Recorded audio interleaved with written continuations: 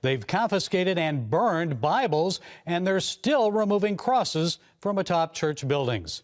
What in the world is going on in China, and why now? Well, here to provide some insights is Voice of the Martyrs radio host and spokesman Todd Nettleton. So, Todd, is this something new or more of the same? Well, we are seeing more persecution, or a higher level of persecution. There's a couple of developments that have happened this year that I think contribute to that. One of those is in February, new regulations on religious affairs took effect all across China. And so we're seeing those regulations now being put into effect and enforced.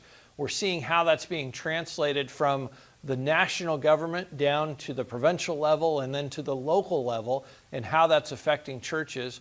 Another thing that affects this is the fact that in March, Chinese President Xi Jinping was essentially given a lifetime contract. He was renewed his presidency and was told that term limits are no longer apply to you. So he can essentially serve as president for as long as he wants.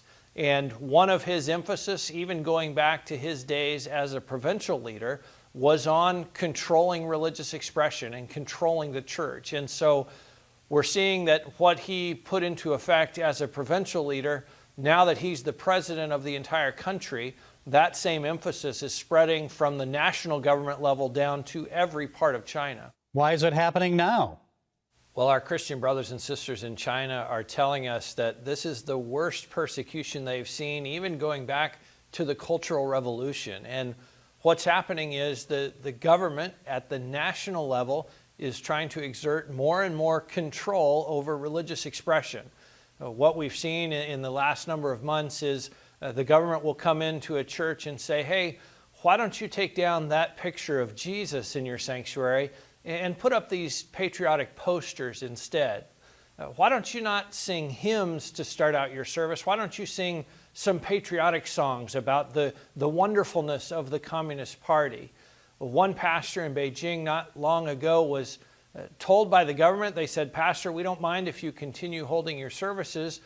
We just want to put this camera on your platform looking out at the audience, and it's attached to facial recognition software so that we can tell who comes to church on Sunday and who's there and what they're doing and how involved they are. The pastor obviously said, no, we're not going to allow you to do that. And just last weekend, that church was shut down. Officials came to the service. They said, nope, you are closed. You